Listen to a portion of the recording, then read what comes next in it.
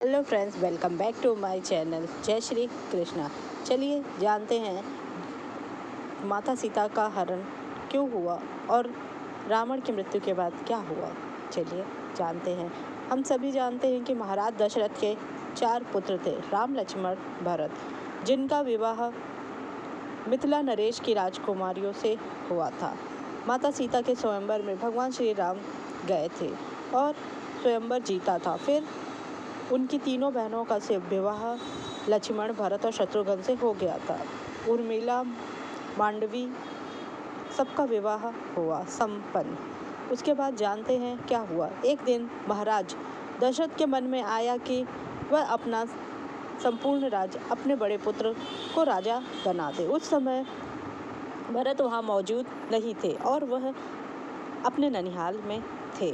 उसके बाद राज्याभिषेक की तैयारी होने लगी। यह बात जब मंत्रा को पता चली तो उसने कैकेयी के कान भरे। कैकेयी ने को याद दिलाया कि उसको महाराज दशरथ ने 2 वर मांगने को कहा था, तो वह को भवन में जाके बैठ जाती और महाराज दशरथ जब आते हैं कि क्या कारण है, तो वह कहती है कि मुझे मेरे 2 वरदान जो आपने वचन दिए थे मुझे चाहिए। तो बोलते हैं ठीक है। तो वो बोलती है कि राम जी को 14 वर्ष का वनवास और उसके भरत को राज्याभिषेक। उसके बाद भगवान श्री राम वनवास में चले जाते हैं। वहाँ पर उन्हें रहते हुए बहुत समय हो जाता है।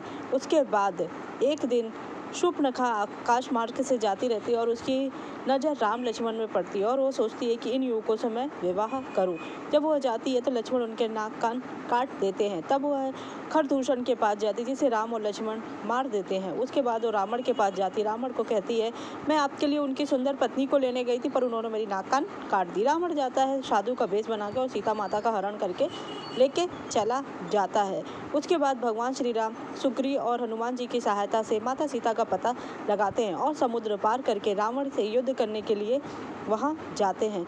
जब वह युद्ध करते हैं तो उनके प्रिय पुत्र मेघनाद को वध कर देते हैं, क्योंकि मेघनाद को मारना असंभव था। लेकिन लक्ष्मण, जो कि मेघनाद के लिए ही अवतार हुए थे शेषनाग का, उन्होंने उसका वध कर दिया। और सती सुलोचना वहाँ आती है और अपने पति का शीश मांगती है, तो उनको सुग्रीव कहते हैं कि अगर तुम्हारे पति का शीश हंस देगा तो मैं मान जाऊंगा। तो उनका शीश हंस देता है और इस तरह सती सुलोचना अपने पति के पार्थिव शरीर के साथ सती हो जाती है। अब बारी रहती है रावण की।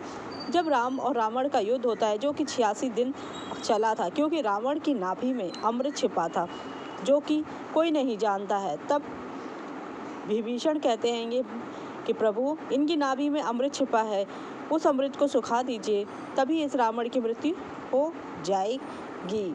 क्योंकि विभीषण को लंका के बारे में हर चीज़ पता था, क्योंकि रावण को समझाने के लिए विभीषण ने कई बार प्रयत्न किया, लेकिन उसने उसकी बात नहीं मानी और उसको धक्का देके घर से बाहर निकाल दिया। उसके बाद भगवान श्री राम की शरण में आता है और भगवान श्री राम उसे लंका का राजा बना देते हैं, और रावण के युद्ध के पहले ही, जिसमें रावण बहुत हंसता है। जब रावण की मृत्यु हो जाती है तब महारानी मंदोदरी से भगवान श्री राम कहते हैं कि तुम विभीषण से विवाह कर लो।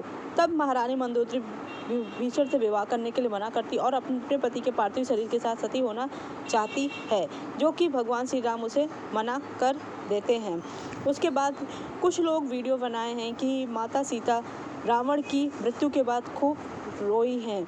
ऐसा बिल्कुल गलत है, क्योंकि अगर हम वाल्मीकि रामायण देखते हैं या तुलसीदास जी द्वारा रचित रामायण देखते हैं, तो माता सीता आदि शक्ति जब तक है, और माता सीता क्यों रोएंगी भला रावण की मृत्यु पे, जो उनका हरण करके लेके गया है, जिसके लिए उन्होंने अवतार लिया है, मृत्यु का निमित्त बनी है। कृपया ये वीडियोस जो ऐसे लोग बनाते हैं वो बिल्कुल गलत बनाते हैं। ऐसे वीडियोस को आप बिल्कुल इग्नोर मारिए, क्योंकि माता सीता आदि शक्ति जगदम्बा है और वह रावण की मृत्यु पे बिल्कुल भी नहीं रोई थी।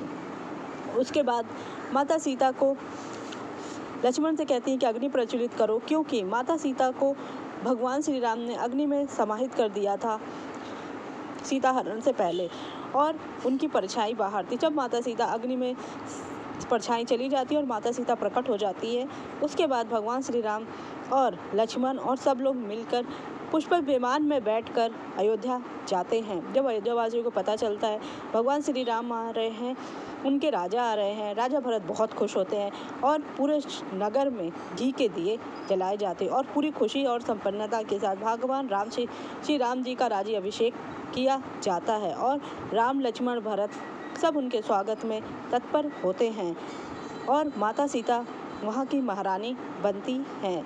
इस तरह उनका राज्यपाठ चलता है। अगर आपको मेरी जानकारी अच्छी लगी तो मेरे चैनल को लाइक कीजिए, सब्सक्राइब कीजिए, शेयर कीजिए। Thank you so much.